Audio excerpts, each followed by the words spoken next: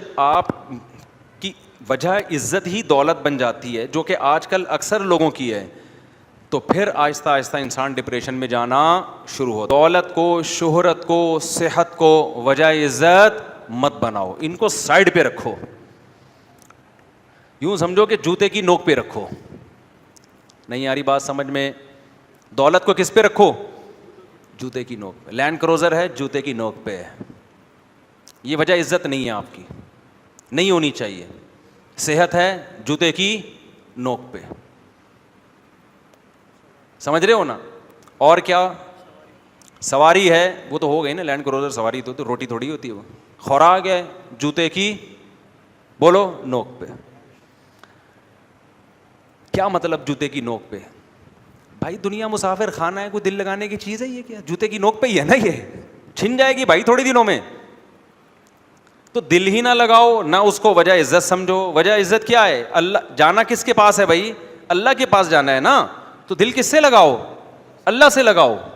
حضرت مصعب ابن عمیر رضی اللہ تعالی عنہ اتنے ارب پتی تھے کہ مکہ میں جب گھر سے جو دولت مند لوگ ہوتے ہیں نا، خوشبوؤں کا بھی استعمال بہت کرتے ہیں، بڑی مہنگی مہنگی خوشبو.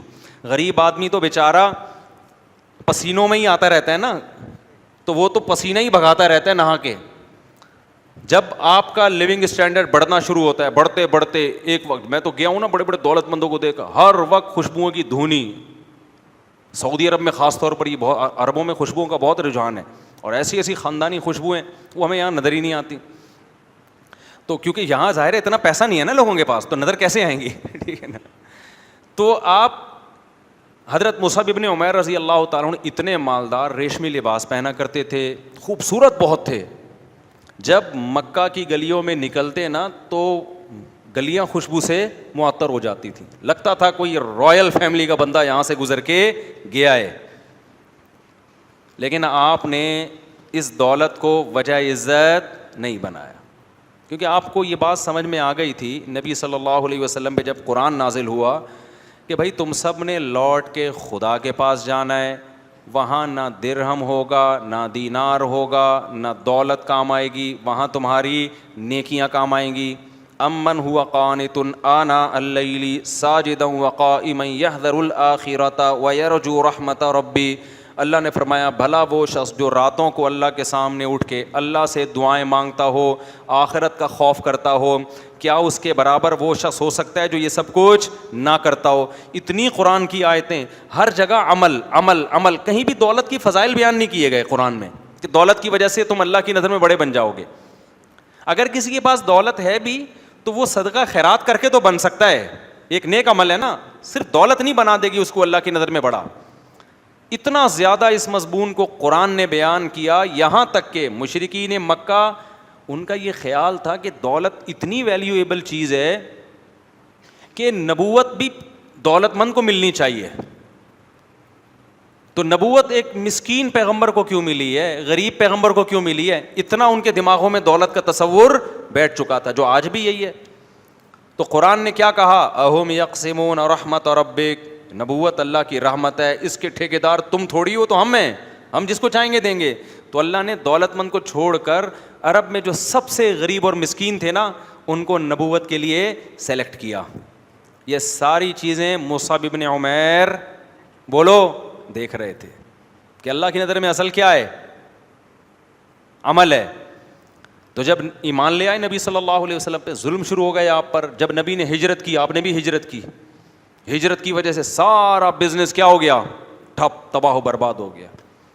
انصاری کے حوالے کر دیا نبی نے کہ بھائی اب ان کا تو ساری جائیدادیں وہاں رہ گئی ہیں، اب تم ان کی کفالت کرو. پھر غزوہ احد میں مسلمانوں کو شکست ہوئی، مصعب ابن عمیر اس میں شہید ہو گئے، جان دے دی اللہ کو. اب آپ بتاؤ ان لوگوں کو دولت چھننے سے ڈپریشن ہوگی؟ نہیں، کیونکہ انہوں نے وجہ عزت کس کو بنا لیا تھا؟ عمل کو. عمل کبھی نہیں چھن سکتا انسان سے جب تک خود ہی بدعمل نہ بنے. دولت تو بھائی آپ چاہ رہے ہوتے ہو کہ نہ چھنے، پھر بھی کیا ہوتی ہے؟ چھن جاتی ہے.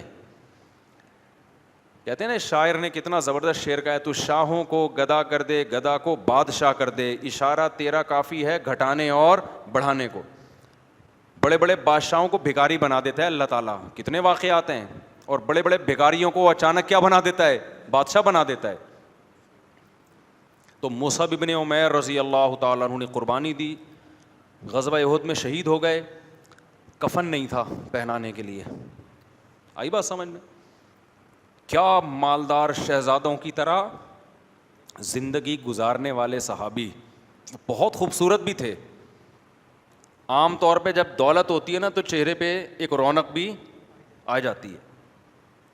بہت خوبصورت تھے, شہید ہو گئے تو جب قبر میں رکھا, قبر بھی اکیلی قبر نصیب نہیں ہوئی ہے, اجتماعی قبر. مجھے آپ بتاؤ, انسان موت کے بعد تو چاہتا ہے نا کہ کم از کم قبر اپنی ہو, کیا خیال ہے؟ قبر بھی نہیں بھائی, قبر بھی کیا ہے, آج بھی غزوہ احد میں پوری ایک اجتماعی قبر ہے. نبی نے زیادہ تر کو اسی ایک قبر میں دفن کیا. تو جب ان کو لٹایا تو کفن ہی پورا نہیں آ رہا, سر ڈھانپتے ہیں تو پاؤں کھل جاتے ہیں, پاؤں ڈھانپتے ہیں تو سر کھل جاتا ہے. یہ غربت کا عالم کہ وہ صحابی رسول جو شہزادوں جیسی زندگی گزارا کرتے تھے, موت کے بعد, شہادت کے بعد کفن میسر نہیں ہے. تو نبی نے حکم دیا بھائی سر پہ کپڑا ڈال دو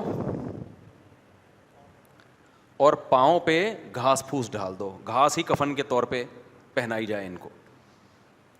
اب آپ مجھے ایک بات بتاؤ, اگر مصعب ابن عمیر وہی شاہی زندگی اختیار کیے رکھتے, آج ہم ممبر سے حضرت مصعب ابن عمیر کا نام لے رہے ہوتے؟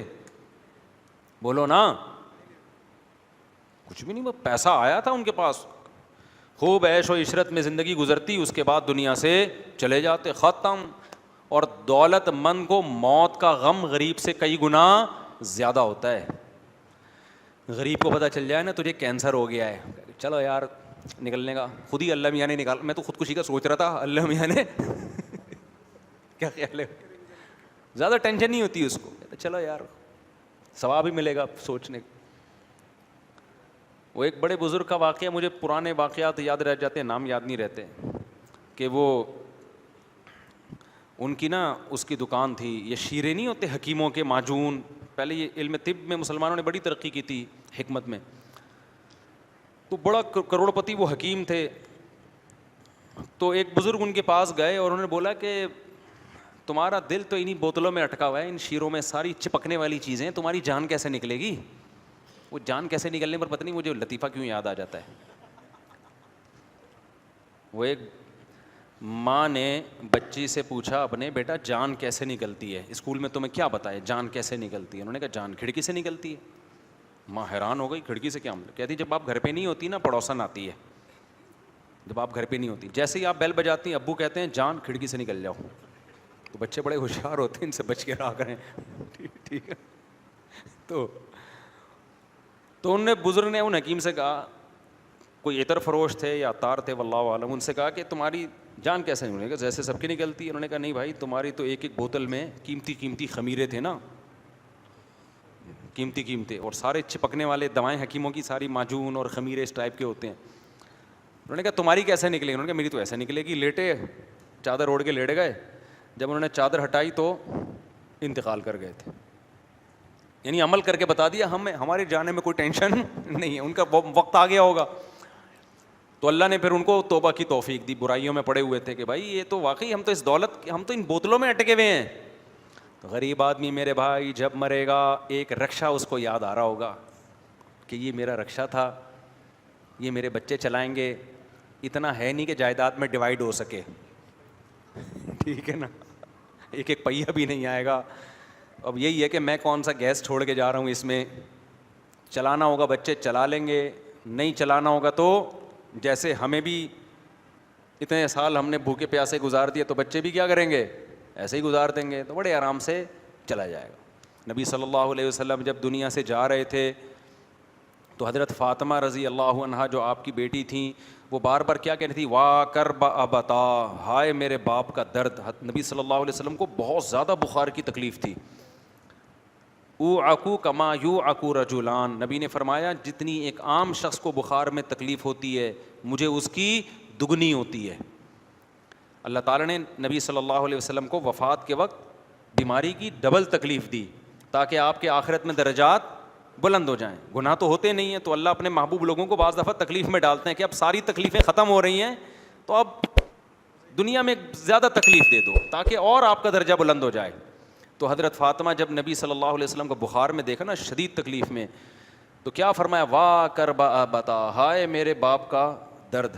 تو نبی نے کیا فرمایا, لا کربا علی ابیک بعد الیوم, اے فاطمہ آج کے بعد تیرے باپ پر کوئی تکلیف نہیں آئے گی, بس یہ آخری تکلیف ہے, اس کے بعد اب قیام ہمیشہ کبھی بھی تیرے باپ پہ کوئی تکلیف, کوئی بھی جسمانی تکلیف نہیں آئے گی.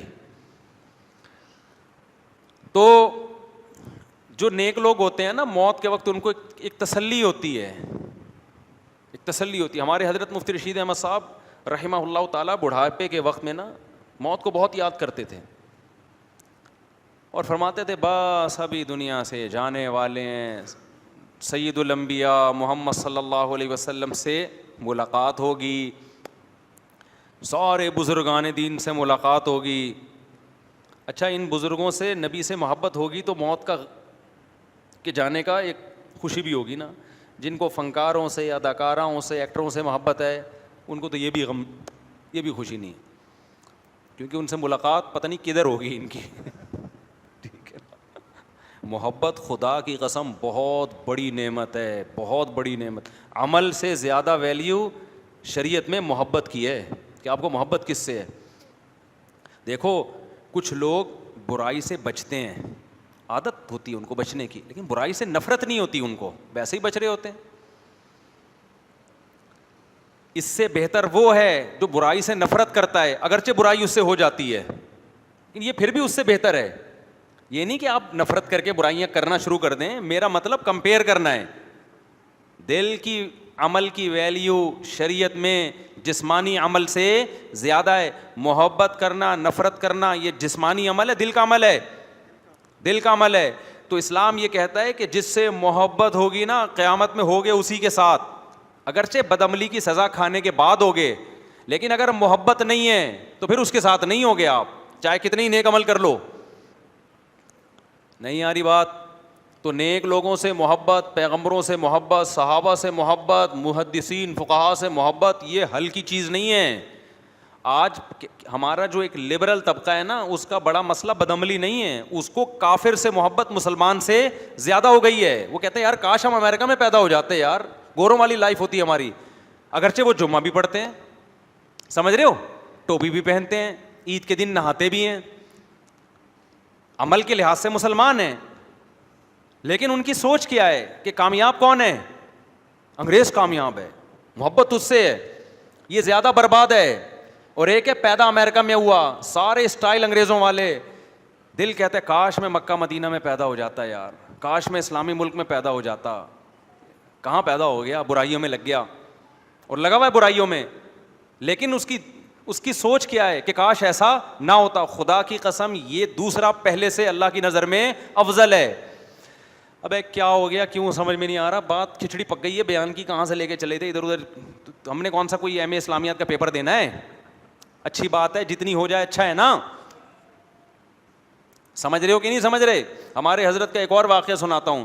ہمارے حضرت کی جو زمینوں سے آمدن آتی تھی نا, تو حضرت بہت بڑا حصہ, بھی پورا مجھے یاد نہیں, 1/3 تھا 2/3 تھا, کتنا وہ سارا صدقہ کر دیتے تھے. تو ایک دفعہ حضرت کو خیال ہوا کہ میں ایسا کرتا ہوں, 2/3 صدقہ کر دیتا ہوں, 1/3 اپنے پاس رکھ لیتا ہوں. یعنی پہلے 1/3 رکھ رہے تھے, پوری مجھے اسپیسیفک کیلکولیشن یاد نہیں ہے. تو کیونکہ ہمارے حضرت کے بہت سارے مریدین ہیں جنہوں نے یہ واقعہ سنا ہوگا, تو وہ میری کریکشن کریں گے کہ بھائی اتنا نہیں, وہ اتنے فیصد تھا. تو بھائی اصل واقعہ مجھے یاد رہ گیا, وہ مقدار یاد نہیں ہے, تو میں پہلے ہی بتا رہا ہوں, وہ مقدار کم زیادہ ہو سکتی ہے. تو حضرت نے ارادہ کیا کہ میں 2/3 کیا کرتا ہوں صدقہ, اور 1/3 اپنے پاس رکھوں گا. لیکن حضرت کہتے ہیں مجھے خیال آیا کہ 1/3 اگر میں نے رکھا اور اس کو بیچ کے آمدن کم ہوئی, تھوڑے دنوں کے بعد کچھ مالی حالات آنا شروع ہوئے, تو مجھے خیال ہوا ہوگا کہ یار وہ جو میں نے 2/3 کیا کاش نہ کرتا. آئی بات سمجھ میں؟ تو نیکی کر کے خوشی کے بجائے دل میں کیا ہوگی؟ ندامت. یہ دل کیا ہو رہا ہے؟ خراب. یہ جو دل ہے نا کہ یار کاش میں یہ نیکی نہ کرتا, یہ زیادہ برائی ہے. فرمایا کم نیکی کر لو, کم صدقہ کر لو. اور کم ہمارے حضرت کا کم ہمارا بہت زیادہ سے زیادہ تھا وہ. تو کم کر لو تاکہ بعد میں یہ ہو کہ کاش زیادہ کر دیتا. نہیں آئی بات؟ اتنا صدقہ کر لو کہ بعد میں ندامت ہو یار کیسا کنجوس ہے, تھوڑا زیادہ کر لیتا. یہ زیادہ اچھی حالت ہے دل کی, بجائے اس کے کہ زیادہ کر کے بعد میں ندامت ابے یہ میں نے کیا کر لیا یار. نیکی کر کے شرمندگی کرنا, یہ نیکی نہ کر کے شرمندہ ہونے سے زیادہ برا ہے. نہیں آئی بات؟ حالانکہ عملی لحاظ سے اگر زیادہ صدقہ کرتے تو زیادہ ثواب ملے گا نا, اور کم صدقہ کرنے میں کم ثواب. لیکن وہ کہہ رہے ہیں دل کی حفاظت, دل میں نیکی کی چاہت اور رغبت, یہ زیادہ امپورٹنٹ ہے. ابے سمجھا پا رہا ہوں کہ نہیں سمجھا پا رہا؟ تو یہ میں آپ کو بتا رہا ہوں کہ اسلام میں دل کے عمل کی ویلیو آپ کے ظاہری اعمال سے زیادہ ہے. بعض لوگ اسلام سے محبت کرتے ہیں, چل نہیں رہے ہوتے اسلام پہ, تمنا ہوتی ہے کاش اسلام پہ چلتے. یہ زیادہ بہتر ہیں ان لوگوں سے جن کو اسلام سے محبت نہیں ہے, کلچر کی وجہ سے چل رہے ہیں, کہہ رہے ہیں یار مجبوراً پیدا ہو گئے, کیا کریں, ختنے بھی, کٹنگ بھی ہو گئی اور شادی وادی بھی ہو رہی ہے, اب کلچر ہے, کیا کریں ایکچولی, بس ہو گئے تو ٹھیک ہے, ٹوپی پہن لیتے ہیں جمعے کے دن, سب نہا رہے ہیں تو چلو ہم بھی کیا کریں سب. اب زیادہ ڈیٹیل میں نہیں آتا تو چلو ہم بھی نہا لیتے ہیں, چلو بقرعید پہ سب جانور کاٹ رہے ہیں, ہم بھی کیا کر لیتے ہیں, کاٹ لیتے ہیں. لیکن ہے تو جاپان میں پیدا ہوتا کتنا اچھا تھا یار, کیسی ترقی یار, چاند پہ پہنچ, جاپانی تو نہیں پہنچ رہے, امریکن پہنچ رہے ہیں, رشین پہنچ رہے ہیں, اور ہو سکتا ہے جاپانی بھی پہنچ رہے ہو, لیکن میرے جہاں تک مجھے معلومات ہیں اس میں امریکہ اور رشیا آگے ہے نا. تو کاش یہ ہو جاتا. تو میرے بھائی یہ بہت ڈینجرس چیز ہے. آپ کا دل جس کے ساتھ ہے نا, اللہ قیامت کے دن آپ کو شمار اسی کے ساتھ کرے گا. دنیا میں بھی ہے نا, دیکھو دنیا میں آپ کی بیگم آپ سے کہتی ہے آپ بہت اچھے ہیں, میں رہوں گی آپ کے ساتھ, لیکن وسیم آپ سے بھی زیادہ اچھا مجھے کون لگتا ہے, وسیم لگتا ہے. لیکن میں وسیم کو نہ کبھی فون کروں گی, نہ میں وسیم کو کبھی لفٹ کراؤں گی, رہوں گی میں آپ کے ساتھ, وفا میں آپ کے ساتھ کروں گی. شوہر میرے کون ہو آپ, تو آپ میں غیرت ہوگی, تھپڑ مار کے بولو گے جا بھائی تو کس کے ساتھ جا, وسیم کے ساتھ ہی جا. اور دوسری طرف وہ بیوی ہے جو ٹوٹ کے محبت کرتی ہے آپ سے, لیکن آپ کی اطاعت نہیں کرتی. ویسے تو جہاں محبت ہوتی ہے اطاعت بھی ہوتی ہے, لیکن میں کمپیئر کر رہا ہوں نا کہ اتنی محبت نہیں ہے کہ اطاعت کرے, لیکن محبت ہے. آپ نے کہا کہ میرا دوست وسیم, کہتی وسیم کا نام بھی نہ لینا میرے سامنے, مجھے کسی غیر مرد کا نام بھی زہر لگتا ہے. میرے باپ نے مجھے آپ کے حوالے کیا, یہ اس زمانے کی بات کر رہا ہوں جب باپ حوالے کیا کرتے تھے, مثال تو اس پرانے زمانے کی ہے. لوگ کہتے ہیں کس قسم کی مثالیں دے رہے ہیں, باپ حوالے کہاں کرتا ہے, فون کر دیا جاتا ہے ابا کو میں پہنچ گئی ہوں, ٹھیک ہے نا, ابا کو بتا دیا جاتا ہے ہو گئی ہے شادی. آپ کہیں گے ایسا تو نہیں ہو رہا, ابے کبھی ہمارے پاس بیٹھو ہم بتائیں گے. یہ جو بہت سی شادیاں آج کل ہوتی بھی نظر آنی ہے تمبو, یہ فیک تمبو ہیں, اصل میں پہلے ایسے کیسز بہت آ رہے ہیں, پہلے ہو چکی ہوتی ہے, پکڑی جاتی ہے, ابا کو بتاتی ہے کہ ہم نے شادی کر لی, ابا کہتے ہیں عزت کا جنازہ نکلے گا, بیٹا ایک ہماری خوشی کی خاطر تمبو لگا کے دوبارہ سے کر لو. سب جگہ نہیں ہو رہا کہ بدگمان ہو جائیں, جو بھی تمبو جائیں وہاں آپ انکوائری کرنا شروع کرتے ہیں, پہلے ہو گئی تھی یہ جھوٹی موٹی کا ہو رہا ہے, لیکن ہو ایسا بھی شروع ہو گیا ہے. خیر, تو دل کی جو حفاظت ہے وہ عمل سے زیادہ ہے. آپ حج کرنے گئے, خیال آئے یار کدھر آ گئے یار, ٹینشن میں آ گئے یار, نہ آتے اچھا تھا بھائی, دیکھا اللہ معاف فرمائے, ایسے بھی ہوتا ہے بعض. اب آ گئے ہیں تو مجبوری ہے یار, پورا قافلہ آیا ہوا ہے, بھاگ بھی نہیں سکتے یہاں سے. اس سے بہتر ہے نہ آتے اور دل یہاں اٹکا ہوا ہوتا ہے. نہ کرتے حج اور سوچتے کاش میں کہاں چلا جاتا حج میں. سمجھتے ہو کہ نہیں سمجھتے؟ ایک تو نیچرل, ایک تو قدرتی طور پہ تکلیف ہوتی ہے نا حج میں, وہ تکلیف تو ایک فطری ہے, وہ تو اس لیے کہ تاکہ ثواب ملے. کوئی وہاں سوئٹزرلینڈ تھوڑی ہے جو آپ انجوائے کرنے جا رہے ہو, وہ تو نیچرل ہے. لیکن یہ خیالات آنا کاش میں نہ آتا. مجھے یاد ہے بچپن میں میری جب 7-8 سال عمر تھی, شدید گرمیوں کے روزے تھے, تو میرے بڑے بھائی نا مجھے منع کر رہے تھے روزہ نہ رکھو. انور میں ہمارے ریلیٹیو رہتے تھے, اس کو کراچی کی بسیں بڑی خطرناک تھیں. میرے بھائی منع کر رہے آج روزہ نہ رکھو, میں نے رکھ لیا روزہ. 8 یا 10 سال میری ایج ہوگی. اب روزہ رکھ کے ہم انور میں نا وہ 4K پتہ نہیں 4J ٹائپ کی بس تھی کوئی, وہ نہیں پٹ پٹی سی بسیں ہوتی تھیں, بھری ہوئی ہوتی تھیں, اس میں بیٹھ گئے ہم. اب جا رہے ہیں نیول کالونی ہاکسبے روڈ کی طرف. مجھے روزہ لگنا شروع, اور بس میں تو الٹی بھی آتی ہے, عجیب سی طبیعت. 11 بجے کا ٹائم ہے, میں بار بار بولوں کاش میں روزہ نہ رکھتا, کاش میں روزہ میرے بڑے بھائی نے ایک دفعہ برداشت کر لیا, میں نے کہا کاش یار آج میں روزہ نہ رکھتا. بھائی صاحب نے برداشت کر لیا, بچہ ہے بھائی. دوسری دفعہ پھر میں نے کاش یار میں روزہ نہ رکھتا. مجھے یہ واقعہ یاد رہ گیا. ہو سکتا ہے میرے بڑے بھائی صاحب کو یاد نہ ہو. اب میں کھڑکی کی پہ بیٹھا ہوا ہوں سیٹ پہ, بھائی صاحب نے میرا خیال کیا اس کا روزہ ہے, بچہ ہے, تو اس کو کھڑکی والی نا تاکہ ہوا آتی رہے. یہ بہت بڑی نعمت ہے کراچی کی بسوں میں ہوا کا, وینٹیلیشن کا کوئی انتظام ہو. اچھا اس میں بھی آتی ہے, ادھر سے نکلتی کہیں سے بھی نہیں ہے بس میں. تو پھر تھوڑی تیسری دفعہ میں نے کہا کاش, انہوں نے کہا چپ کرو, ایسے ڈانٹ لگائی. بولے یا تو رکھتے ہی نہیں, اب رکھ لیا تو ثواب کیوں ضائع کر رہے ہو بھائی اپنا بیٹھ کے, یا تو رکھتے ہی نہیں اور رکھ لیا ہے تو پھر بار بار کاش میں یہ, تو اس سے تو نہ روزہ ملے گا نہ ٹینشن ہی ٹینشن ہے, ثواب بھی نہیں ملے گا. تو وہ واقعہ مجھے یاد رہ گیا کہ بھائی واقعی جب آپ نے رکھ لیا ہے تو یہ کہنا کہ کاش میں نہ رکھتا, اس سے بہتر واقعی یہ کہ نہ رکھتے اور سوچ ہوتی کاش میں رکھ لیتا. کیونکہ مجھے فرض تو نہیں تھے نا, فرض روزے میں آپ کے پاس آپشن نہیں ہے کاش میں نہ رکھتا یا رکھتے, تمہارے باپ کو بھی رکھنا پڑے گا, وہ تو فرض نفل کی بات, میرے لیے تو نفل تھا وہ. تو حقیقت میں بات بالکل ٹھیک ہے کہ وہ عبادت جسے کرنے کے بعد ندامت ہو کہ کاش میں نہ کرتا, اس سے بہتر ہے عبادت نہ کرتے اور تمنا ہوتی کہ کاش ہم کر لیتے. تو یہ بات آئی کہاں سے جو اصل چل رہی تھی, جو میں نے ٹرن مارا ہے, میں آپ کو بھی ہمارے جیسے ہی ہو گئے, جو میں اصل بات لے کے چلا تھا نا. کیا حضرت مفتی رشید احمد صاحب کا جو واقعہ میں سنا رہا تھا نا, اسی پہ سنا رہا تھا کہ وہ صدقہ, یہ تو دل کی بات آئی کہاں سے. ٹاپک تو میرا یہ چل رہا تھا کہ بعض دفعہ سیاستاً شو مارنی پڑتی ہے, لیکن دھوپ ہے کالے بال, وہ تو جہاد میں جھوٹ موٹ کا تمبو. ابے نہیں یار, وہ سارا ٹاپک یہ کمپٹیشن. اصل بات یہ چل رہی تھی کہ کمپٹیشن کی وجہ سے لوگ ٹینشن میں جاتے ہیں. ہاں حضرت مصعب بن عمیر کا واقعہ سنا رہا تھا کہ آپ نے کرنا کیا ہے کہ اپنا ہدف پیسے کو بنانا نہیں ہے, جوتے کی نوک پہ رکھنا ہے. مسافر خانہ ہے بھائی, دنیا کیا ہے, مسافر خانہ ہے. جوتے کی نوک پہ رکھو, کماؤ پیسہ, کس نے منع کیا ہے, رکھو کہاں اس کو, جوتے کی نوک پہ ہے. ٹھیک ہے. ہاں میں بتا رہا تھا کہ جان نکلنے کا نا, کہ دولت مند جو ہے نا, دولت مند, اس کا دل کہاں اٹکا ہوا ہوتا ہے. اب آپ بتاؤ جس کے بحریہ ٹاؤن میں کروڑوں کے 10 پلاٹ ہوں, موت کا فرشتہ آ جائے کہ چلیں جی اس سلسلے میں حاضر ہوا ہوں میں, فوراً خیال آ گیا یار کل میں نے سودا کیا, کروڑوں کروڑوں روپے کی جائیدادیں ہیں یار, یہ کس سلسلے میں آ گئے یار تم, کوئی اور سلسلے میں نہیں آ سکتے تھے تم, کیا خیال ہے کہ یار کسی اور سلسلے میں حاضر. پہلی دفعہ میں نے فرشتہ دیکھا ہے, وہ بھی اس سلسلے میں آیا ہے. سنا تھا فرشتوں کے بارے میں, بارشیں برساتے ہیں, یہ کرتے ہیں وہ کرتے ہیں, کبھی کبھار جان بھی لے لیتے ہیں, کچھ اور سلسلے میں حاضر ہو جاتے. ٹینشن ہوگی کہ نہیں ہوگی. ہم لوگ دولت میں نا ان لوگوں کو دیکھ رہے ہوتے ہیں جو ہمیں خوش نظر آ رہے ہیں, جن سے دولت چھننے کا ٹائم آیا, ان پہ جو قیامت گزرتی ہے وہ ہمیں نظر نہیں آتی. وہ تو واقعات ہم دیکھتے ہی نہیں ہیں.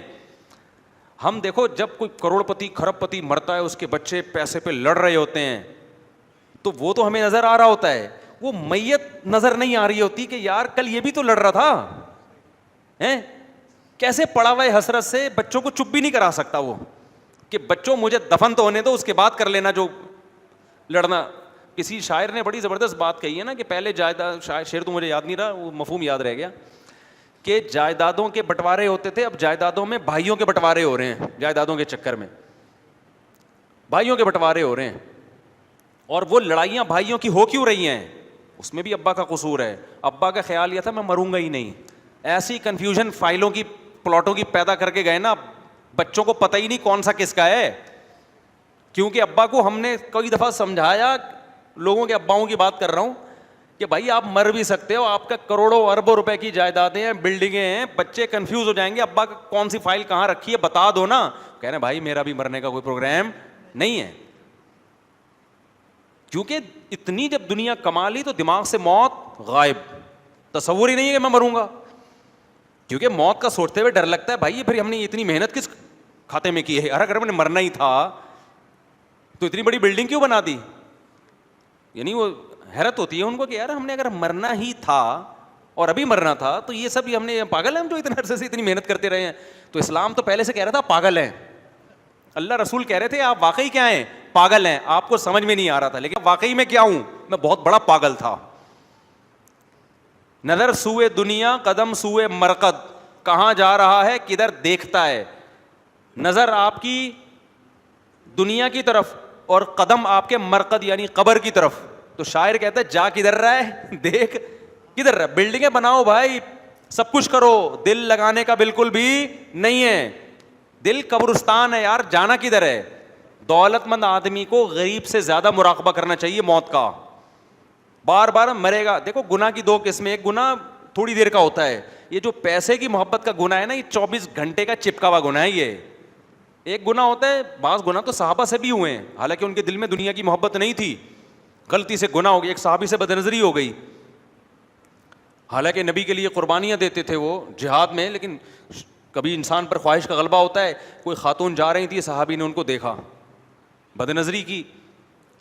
پھر ایک خیال ہوا کہ بھائی مجھ سے گناہ ہو گیا ہے, ایک نامحرم عورت کو میں نے اتنا گھور کے دیکھا, اور اس سے ایک جو انسان کے دل میں جذبات ہوتے ہیں تو غلط نیت سے. پھر نبی کے پاس آیا, یا رسول اللہ مجھ سے گناہ ہو گیا ہے. تو آپ نے فرمایا صبر کرو. نماز ہوئی, نماز کے بعد آیا, یا رسول اللہ مجھ سے گناہ ہو گیا. آپ نے فرمایا تم نے نماز پڑھی ہے نا؟ انہوں نے کہا ہاں. فرمایا اللہ تعالیٰ قرآن میں نہیں کہتے کہ ان الحسنات یذہبن السیئات, نیکیاں گناہوں کو کھا جاتی ہیں. تو تم نے گناہ کیا نا, اب نیکی بھی کر لی, فنش, چلو شاباش جاؤ, ٹھیک ہے نا. اس کو سیریس نہیں لیا نبی نے. اب ایسا نہ ہو کہ آپ بھی سیریس نہ لیں, یہ بڑا خطرہ ہوتا ہے. حدیث کا غلط مطلب لوگ سمجھتے ہیں کہ اب آپ بھی سیریس نہ لیں کہ ہم فجر پڑھ لیں گے, انٹی کو دیکھ لیتے ہیں جا کے, بات کر لیتے ہیں, یہ کر لیتے ہیں, وہ کر لیتے ہیں, حج کر کے آ جائیں گے. بھائی انہوں نے توبہ تو اصل میں کر ہی لی تھی, ان کو ندامت تو ہو گئی تھی نا. تو اب ان کو ایک حوصلہ چاہیے تھا کہ بھائی نیکی تم نے کر لی ہے, کیونکہ صحابہ کے دل میں خوف اللہ کا بہت زیادہ تھا. تو بہت زیادہ جب کسی کے دل میں خوف ہوتا ہے نا, تو پھر اس کو تھوڑا ہلکا لانا پڑتا ہے. تو نبی نے یہ نہیں کہا کہ تمہارے دل میں دنیا کی محبت آ گئی تم جہنم میں. ایک اور واقعہ بڑا دلچسپ ہے. آج ہمارے دینداروں کا ظرف اس معاملے میں بڑا چھوٹا ہو گیا ہے. ایک صحابی تھے, انہوں نے, وہ کیا تھے کہ جب سفر میں نا, تو سفر میں مکہ کی طرف, جب فتح مکہ کے موقع پہ سفر تھا, تو ظاہر قافلوں میں عورتیں بھی تھیں. تو ایک صحابی تھے, وہ کہیں خواتین بیٹھی ہوئی تھیں. تو انہیں کیا دل میں خیال آیا, نہا دھو کے تیار ہو کے نا بالکل زبردست خواتین میں جا کے بیٹھ گئے. ٹھیک, ایک انسان کو ہوتا ہے عورت کو دیکھ کے کہ یار میں ذرا ان کے سامنے اچھا لگوں. تو رسول اللہ صلی اللہ علیہ وسلم نے ان کو دیکھ لیا اور پوچھا کہ آپ یہاں کیا کر رہے ہیں. ان کو بڑی شرمندگی ہوئی کہ بھائی خواتین میں میرا کوئی کام ہے نہیں. تو وہ شرم کی وجہ سے نا وہاں سے غائب ہو گئے, اور کہتے ہیں کہ میں پھر نبی کے سامنے کبھی نہیں آیا شرم کی وجہ سے. مجھے بڑی شرم آئی نا کہ بھائی یہ مرد ہوں اور خواتین میں, اور ظاہر ہے ان کی ایک انسان پہ بعض دفعہ خواہش کا غلبہ آ جاتا ہے کہ وہ کہتا ہے یار میں تھوڑا سا لیڈیز میں کیا لگوں, اچھا لگوں. یہ چھوٹی موٹی خطائیں صحابہ سے بھی ہوئی ہیں. اب ان کو غیرت تھی نا, نبی سے آنکھ ملاتے ہوئے شرم آ رہی ہے کہ بھائی کیا بولیں گے, تم مرد ہو اور خواتین میں کیوں بیٹھے ہوئے تھے تم. آج کل پہ کیا, اب بتاؤ آج کل کا مرد میں غیرت ہی ختم ہو گئی نا. بیوٹی پارلر میں مرد لیڈیز کو تیار کر رہا ہے, اور پھر یوٹیوب پہ اپنی ویڈیوز بھی ڈال رہے ہیں. یار آپ کے دوست نہیں کچھ آپ کو کہتے ہیں بھائی تو کیا کام کر رہا ہے یار, تو کچھ اور کر لے بھائی, کچھ اور کام کر لے. یہ لڑکیوں پہ جچتا ہے کہ بیوٹی پارلر اور میک اپ شیک اپ, تم مرد ہو کے عورتوں کو تیار کر رہے ہو. اصل غیرت جب ختم ہو جائے نا, تو غیرت کی کوئی ایسی لیب نہیں ہے جس میں غیرت کو ٹریس کیا جا سکے, یہ محسوس کرنے کی چیز ہے. تو آپ لوگ نیچے کمنٹس کیا کریں کہ بھائی آپ کیا کر رہے ہو یار, اللہ نے آپ کو آدمی بنایا ہے, کوئی آدمیوں والے کام کر یار, آدمیوں کا بیوٹی پارلر کھول لے بھائی. تو خواتین پہ تو ہمیں حیرانگی ہو ہی رہی ہے کہ مردوں سے اپنے آپ کو تیار کیسے کروا رہی ہے, لیکن مجھے زیادہ حیرانگی اس مرد پہ ہوتی ہے. دیکھو زنا کرنا ایک الگ چیز ہے, بدکاری کرنا الگ چیز ہے, وہ بھی بڑا جرم ہے, لیکن کھلے عام آپ لیڈیز کو تیار کر رہے ہو, اور یہ آپ کا پیشہ ہے. یہ آپ بتا رہے ہو کہ میں مرد نہیں ہوں, ورنہ عورت ڈرتی ہے آپ کے پاس بیٹھتے ہوئے. اچھا میں نے کسی سے پوچھا کہ یار یہ بیوٹی پارلر میں اتنی عورتیں جا رہی ہیں, مرد تیار کر رہے ہیں ان کو, تو ان عورتوں کو ڈر نہیں لگتا کہ اس آدمی کی نیت خراب ہو گئی؟ انہوں نے کہا یہ بندے چھکے ہو جاتے ہیں بالکل نا, یہ آدمی کیا ہو جاتے ہیں. عورت کو تو ڈر لگتا ہے کسی بندے کے ساتھ بیٹھتے ہوئے, اور یہ آدمی کے آدمی ہونے کی دلیل ہے, ڈرے وہ صحیح ہے, سمجھ میں آ رہی ہو, اس کو خوف پیدا ہو گیا بھائی یہ بندہ ہے. تو یہ کس طرح کا سیٹ اپ چل رہا ہے یار, تم کدھر کو جا رہے ہو یار, کچھ اور کر لے میرے بھائی, تو بیسیوں قسم کے رزق کے کمانے کے ذریعے ہیں. بری حرکت ہے یہ مردوں کو, کیونکہ اب نہیں بولو نا تو یہ چیز پھر سوسائٹی میں پھیل رہی ہے. بہت سے نوجوان دیکھتے ہیں کہ وہ یوٹیوب پہ کھلے عام لڑکیوں کو تیار کر رہا ہے, تو یار ہم بھی ایک کیا کھولیں گے, ایک بیوٹی پارلر کھولیں گے. لیکن اگر سوسائٹی میں اس کے خلاف احتجاج ہوتا رہے تو مرد کو شرم آئے گی, بھائی یہ تو سوسائٹی میں ذلیل ہو گیا ہے, ہم نے اپنے آپ کو ذلیل نہیں کرنا ہے. تو اس لیے میں تھوڑا سا آپ کو موٹیویٹ کر رہا ہوں کہ کچھ تو نیچے کمنٹس کیا کرو نیگیٹو, کیا بھائی تو بندوں والے کام کر, کیا کر رہے تو, یہ آدمیوں پہ سوٹ نہیں کرتی یہ چیزیں, سمجھتے ہو کہ نہیں سمجھتے ہو. تو عورت سے زیادہ نا مرد کو غیرت دلانے کی ضرورت ہے. اچھا خیر, تو وہ صحابی بیٹھے تو نبی صلی اللہ علیہ وسلم کو, اب وہ ان کو شرم آ رہی ہے نبی سے. جب یہ نبی صلی اللہ علیہ وسلم واپس مدینہ آئے تو یہ جو صحابی تھے نا, یہ نبی صلی اللہ علیہ وسلم کا گزر ہوا تو انہوں نے فوراً نماز کی نیت باندھ لی. غیرت تھی نا صحابی رسول میں, غیرت تھی کہ بھائی شرم آ رہی ہے کہ لوگ کیا کہیں گے, کہ بھائی میں خواتین میں جا کے اور تیار ہو کے بال وال بنا کے نا سیٹ ہو کے بیٹھ. اب ان کو شرم آ رہی ہے پیغمبر سے, اپنی غلطی کا احساس ہو گیا تھا ان کو, غیرت تھی تو احساس کیا ہو گیا ان کو, بھائی مجھے نہیں کرنا چاہیے تھا ایسے. تو رسول اللہ صلی اللہ علیہ وسلم کے بھی کتنے پیارے اخلاق تھے, کتنا بڑا ظرف تھا. نبی نے یہ نہیں کیا کہ اسی موقع پہ آؤں گے کہ یہ تو بالکل اسلام سے خارج ہو گئے ہیں, ان میں تو غیرت ختم ہو گئی ہے, یہ اب یہ کیا تلوار اٹھائیں گے, جہاد کیا کریں گے. نہیں بھائی, ان کو پتا تھا, آپ صلی اللہ علیہ وسلم کو پتا تھا ان کے دل میں اللہ اس کے رسول کی محبت ہے, آخرت کی محبت. یہی ہے, ایک شیطان نے وقتی طور پر ایک ورغلایا اور ایک مسٹیک بولو ہو گئی, اور وہ مسٹیک بھی کی بیس بھی کوئی غلط نہیں تھی, بذات خود ایک مردانگی تھی. تو مرد کی اللہ نے ایک عورت کی طرف اٹریکشن رکھی ہے, لیکن اس کا ایک جائز طریقہ رکھا ہے, ایک ناجائز طریقہ ہے. تو نبی صلی اللہ علیہ وسلم نے, آج میں ہمارے استاذ یہ واقعہ بتا رہے تھے ہمیں کہ آج کے دور میں اپنے کسی بندے سے اس طرح کی مسٹیک ہو جائے تو کیسا سوسائٹی میں اس کو جینے نہیں دیا جاتا. اسلام دیکھتا ہے کہ بھائی اپنوں سے غلطی ہو رہی ہے تو وہ اپنائیت سے فوراً نکل نہیں جاتے, اور غیروں میں دو چار خوبیاں آ جائیں تو اپنے نہیں بن جاتے وہ. تو نبی صلی اللہ علیہ وسلم کے اخلاق دیکھیں آپ. وہ صحابی جو ہے نا, پھر مسجد نبی میں انہوں نے نیت لمبی باندھ لی نماز کی, بھائی جب بھی تشریف لے جائیں گے تو میں سلام پھروں گا. آپ صلی اللہ علیہ وسلم وہیں بیٹھ گئے اور آپ نے فرمایا طول ما شئت فإننا ننتظرک. صحابی کا نام ذہن سے نکل گیا, فرمایا کہ جتنی لمبی نماز پڑھ لو, ہم ادھر ہی بیٹھے ہوئے ہیں آپ کے انتظار میں, آج ملاقات ہو کے رہے. سمجھتے ہو کہ نہیں سمجھتے, تو وہ ایک الگ بات ہے. لیکن آج جو دنیا کی محبت کا جو جرم ہے نا, خدا کی قسم یہ ان جرموں سے کئی گنا بڑا ہے. کہ جو پلاٹوں سے دل لگا لیا اور بلڈنگوں سے دل لگا لیا اور دولت سے دل لگا لیا اور مرنے کے لیے تیار ہی نہیں ہے. وہ صحابی جن سے یہ مسٹیک ہوئی نا, جیسے ہی میدان جہاد قائم ہوتا کود پڑتے میدان جنگ میں, کہ بھائی جنت پہ تھوڑی اس کو ترجیح دیں گے, صحیح ہے نا. ایک صحابی کھجور کھا رہے ہیں اور ادھر میدان جنگ ہے, انہوں نے کھجور کی رغبت تھی تو کھا رہے تھے نا, انہوں نے کہا کہ شہادت سامنے ہے, جنت سامنے ہے, اور یہ کھجور کا تھیلا ختم میں بہت ٹائم لگے گا, اتنا ٹائم میں جنت کے حصول میں ضائع نہیں کر سکتا. محبت کس سے تھی؟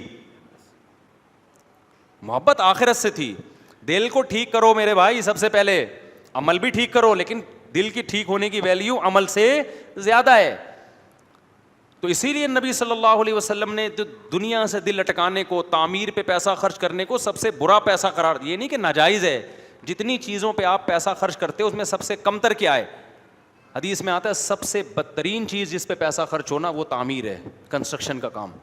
اب یہاں حدیث کا مطلب, جن کو حدیث نبی کے مزاج سے واقف نہیں ہے نا, ہو سکتا ہے وہ حدیث سنیں, ریفرنس یاد کریں اور بولیں حرام ہے. حرام نہیں ہے, یہ بالکل ایسے ہے جیسے حدیث میں آتا ہے سب سے بدترین صف مردوں کی پچھلی صف ہے. اب آپ نے کہا چونکہ بدترین صف ہے لہذا میں پچھلی صف میں کھڑا ہی نہیں ہوں گا, جماعت چھوڑ دوں گا میں. تو بدترین کا مطلب کیا ہے؟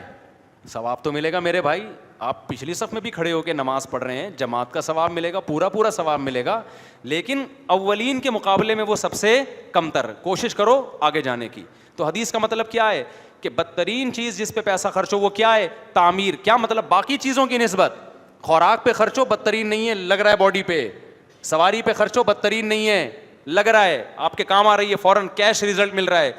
تعمیر پہ جتنا خرچ ہو رہا ہے وہ آپ کیش نہیں کرا رہے, کیونکہ آپ کی زندگی تھوڑی ہے اور جو سریا آپ نے ڈالا اس کی زندگی بہت لمبی ہے. تو اتنا سریا ڈالنے کی کیا ضرورت, اتنا پیسہ سریا تو ڈلے گا ظاہر ہے, نہیں تو مر جائیں گے لوگ, اگلی نسل. لیکن آپ نے اتنی انویسٹمنٹ کروڑوں اربوں کی کر دی, جبکہ آپ کی زندگی کیا ہے, تھوڑے دن کی ہے. اس لیے بدترین کہا اس کے مقابلے میں. سمجھتا نہیں ہے نا بات کو. یہ مطلب نہیں ہے کہ خرچ نہ کریں اس پہ, تعمیر پہ بھی کریں. جو کنسٹرکشن کا جن کا کام ہے ان کا تو بزنس ہی یہی ہے. کھوپڑی شریف میں بات آ رہی ہے کہ نہیں آ رہی ہے؟ تو اس لیے میرے بھائی ڈپریشن, اسٹریس, اس سے نکلنا ہے نا, دنیا کو کیا سمجھو, جوتے کی نوک پہ رکھو سالے کو. سالہ بھی بولا کرو دنیا کو, اپنے سالے کو برادر نسبتی بولا کرو, ذرا مہذب لفظ ہے, بردر ان لا بولا کرو, اور دنیا کو کیا بولا کرو, سالہ. تو خیر جلدی سے بات کو سمیٹ کے ختم کروں کہ مالدار کی جان نکلنا کیا ہے میرے بھائی, مشکل. تو ذرا سوچ لیا کرو کہ آج تو آپ کو وہ دولت مند نظر آ رہا ہے, اتنا پیسہ, اتنی دولت, اتنے بینک بیلنس, اور یہ عزت, یہ شہرت. کل میرے بھائی مرتا ہوا بھی دیکھ لو. لیکن عبرت کی آنکھیں انسان کی ایسی بند ہوتی ہے کہ پھٹے پہ جنازہ پڑا ہوا ہوتا ہے اس دولت مند کا, پھر بھی اس کمبخت کی دولت نظر آ رہی ہے. جو وہ چھوڑ کے جانے والا ہے نا, جو دنیا نے منہ موڑا ہے, وہ بندہ پھر بھی نظر نہیں آ رہا ہوتا. نہیں یہی بات, بلکہ اس کی تعریفیں ہو رہی ہوتی ہیں, یار ماشاء اللہ انکل نے بڑا پیسہ کمایا تھا یار, انکل ایک کامیاب زندگی گزار کے گئے ہیں, یہ جتنے پلاٹ بلڈنگیں دیکھ رہی ہیں نا, انکل نے اتنی سی عمر میں اتنا کچھ کما لیا. حالانکہ افسوس کی بات ہے یار, انکل نے اتنا کمایا, سب چھوڑ کے چلے گئے. پہلے زمانے میں لوگ ان باتوں پہ رویا کرتے تھے, اب ان باتوں پہ کیا کر رہے ہیں, فخر. اتنا کما کے گئے ہیں, ابے تب چلے ہی گئے تو کیا فائدہ بھائی, سمجھ میں نہیں آ رہی بات. تو اب تو کمایا وہی ہے, مائیکل جیکسن ہی آتا ہے میرے سامنے, تو زبردست مثال ہے نا اس. ابے اتنا بڑا ڈانسر تھا نا, تو مرا کیوں؟ مجھ سے تو مائیکل جیکسن قیامت میں ملے گا, میں سب سے پہلے تو مرا کیوں, مجھے یہ بتا. تو جب اتنا ساری دنیا سے پوچھو, سب کہہ رہے ہیں مائیکل جیکسن کامیاب تھا. جس سے پوچھو, امریکن سے پوچھو, کہہ رہے ہیں سکسیسفل آدمی تھا. موٹیویشنل اسپیکر سے پوچھو, بولے اسٹرگل کی اور عزت بھی حاصل کی, شہرت بھی حاصل کی, اور صحت بھی ایسی خاندانی کہ میں اور آپ اس صحت کا تصور نہیں کر سکتے. تین ہی چیزیں ہوتی ہیں, عزت, شہرت, صحت, تینوں چیزیں مل گئیں, کامیاب. موٹیویشنل اسپیکر سے پوچھو بھائی مائیکل جیکسن کامیاب. 7 کامیاب آدمیوں کی علامتیں ساری کی ساری کس میں پائی جاتی تھیں, مائیکل جیکسن میں. کتاب ہے نا 7 کامیاب لوگوں کی علامتیں, وہ ساری کس میں تھیں بھائی. اب 7 ہیں, 14 ہو گئی ہیں. کتابیں تو نئی چھپتی رہتی ہیں نا. تم بتاؤ یار, واسطے تم یونیورسٹی میں پڑھتے ہو ہیں, 7 ہی ہیں نا کامیاب لوگوں کی. 7 کامیاب لوگوں کی نہیں, سوری, کامیاب لوگوں کی 7 علامت. 7 انگریز کہتا ہے کہ 7 ایسی صفات ہیں جو ہر کامیاب آدمی میں وہ 7 صفات ہوتی ہیں, تو اس بیس پہ وہ کیا ہوتا ہے. تو مائیکل جیکسن میں غریبیاں بھی تھیں کچھ 7 کے علاوہ, 7 تو تھیں اس کے علاوہ. تو انگریزوں سے پوچھو گے کامیاب, رشین سے پوچھو گے کامیاب, جیپنیز سے پوچھو گے بولیں گے کامیاب آدمی. مجھ سے پوچھو گے, میں بولوں کامیاب تھا تو مرا کیوں ہے, کامیاب تھا تو مرا تو یار کیا ہو گیا ہے, اب تو ختم نا سب. اتنی اسٹرگل, اتنی محنت کے بعد اتنا بڑا شو ہونے والا تھا, وہ تو قدرت ہونے دیتی. آخری شو مجھے یاد ہے 2009 میں, ہمارے دوست ہمیں 2007 تھا پتہ نہیں 9 تھا, دوست ہمیں بتاتے تھے مفتی صاحب مائیکل جیکسن کا بہت بڑا شو ہونے والا ہے, کروڑوں اربوں روپے کے ٹکٹ بک گئے. اور ایسے دوست صاحب نا بتا رہے ہوتے تھے. اگلے دن میرے دوست ہیں یہاں, سلمان ہے ہماری پرانی دوست, نے بتایا مجھ سے صاحب مائیکل جیکسن کا انا للہ ہو گیا. میں نے کہا اچھا, کہہ رہے ہاں وہ. میں نے کہا کیسے, کوئی مرڈر ہوا ہوگا, کیونکہ اتنا صحت مند آدمی ڈاکٹروں کی ٹیم لے کے گھوم رہا ہے, گردے شاپروں میں ڈال کے گھوم رہا ہے کہ میرا یہ والا گردہ خراب ہو گیا تو وسیم کا گردہ لگا دو, فلانے کا گردہ لگا دو. پتے میں پتھری پر گورنمنٹ کی طرف سے پابندی تھی مائیکل جیکسن کے, جو ہمیں یعنی ہم تو اپنے الفاظ میں تعبیر کر رہے ہیں نا. چھینکنے پر پابندی, چھینکے گا ڈاکٹروں سے سوال ہوگا قیامت کے دن, کیونکہ اتنے پیسے تمہیں دے رہا ہے تو پھر چھینک کیوں آ رہی ہے اس کو. قیامت کے دن بھی سوال ہوگا نا, کیونکہ ڈاکٹر تو پیسے لے رہے ہیں نا. آخرت میں اللہ بھی تو پوچھے گا نا کہ تم نے پیسے کس بات کے لیے. یہ والے سوال تو ہر ایک سے ہوں گے نا, دنیا میں بھی ہوگا. تو وہ سلمان ہمارے دوست ہیں, انہوں نے آ کے بتایا کہ صاحب انا للہ ہو گیا. انگریزوں کا انا للہ, ہمارا والا نہیں. تو میں نے کہا یار یہ کیا مرڈر ہوا ہے کہ نہیں, ویسے ہی وہ رات کو سوئے تھے تو صبح نہیں اٹھے. میں نے کہا کوئی وجہ تو ہوگی میرے بھائی, اے سی بند ہو گیا تھا, جنریٹر کھلا رہ گیا تھا, ہمارے یہاں تو یہی ہوتا ہے نا, جنریٹر کھلا رہ گیا, گیس بھر گئی. ہمارے یہاں بہت سارے لوگ اس طرح مرے ہیں, اچھے بھلے صحت مند, جنریٹر کھلا رہ گیا تھا اس وجہ سے, یا کوئی زلزلہ آیا تھا, چھت گر گئی تھی, کیا ہوا کیا تھا؟ انہوں نے کہا پتہ ہی نہیں چل رہا ہوا کیا. میں نے کہا ڈاکٹر چھٹی پہ تھے اس دن؟ نہیں بھائی ڈاکٹر بھی چھٹی پہ نہیں تھے, سویا ہے, پولیس سے بھی نہیں اٹھا. تو مجھے مائیکل جیکسن سے کچھ نہیں ہے بھائی, ہمیں تو اپنا نہیں پتا آخرت میں ہمارا کیا ہوگا, کوئی شو نہیں مار رہے, ہمیں کیا پتا ہمارا کیا ہوگا آخرت میں. آج یہاں ممبر پہ بیٹھ کے بڑی بڑی باتیں کر رہے ہیں, میرا مقصد تو اپنے آپ کو بھی سمجھانا ہے اور آپ کو بھی سمجھانا. دنیا خدا کی قسم دل لگانے کی جگہ نہیں ہے, اس سے بڑا احمق اور گدھا دنیا میں پیدا نہیں ہوا جو ان دیواروں اینٹوں سے دل لگاتا ہے. اس لیے پیسہ کماؤ جوتے کی نوک پہ رکھ کے, ایسے رکھو نوک, بکو بھی نہیں اس پیسے کی خاطر, جھوٹ بھی نہیں بولو. بولا یار ہم اس کو تو جوتے کی نوک پہ رکھتے ہیں, لہذا جھوٹ بھی نہیں بولیں گے پیسہ کمانے کے لیے. کیا خیال ہے بھائی؟ بلکہ پیسہ کمانے کے لیے غیر اخلاقی کام بھی نہ کرو. بعض کام ناجائز ہوتے ہیں, بعض ناجائز نہیں ہوتے, غیر اخلاقی ہوتے ہیں. اب دکاندار جو ہے نا روڈوں پہ آ کے کسٹمر کو گھیر رہے ہیں, یہ غیر اخلاقی کام ہے بھائی. تم نے دکان کھول لی, شٹر اوپر کر دیا, سب کو پتا یہ تمہاری شاپ ہے, روڈ پہ آ کے لوگوں, اب ہوٹلوں میں دیکھ لو نا, آپ جا رہے ہوگے ایک دم روڈ بلاک کرنا شروع کر دیں گے, تنگ ہو جاتا ہے انسان, گاڑی چلانا مشکل ہو جاتا ہے. جائز ہے یہ تھوڑا, کیا ہے غیر اخلاق.